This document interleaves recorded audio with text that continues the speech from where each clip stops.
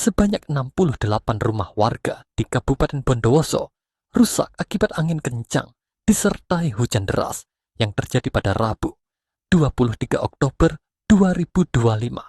Kerusakan tersebar di Kecamatan Binakal dan Curah Damai. BPBD Bondowoso telah melakukan asesmen lapangan dan mengimbau warga tetap waspada terhadap potensi cuaca ekstrim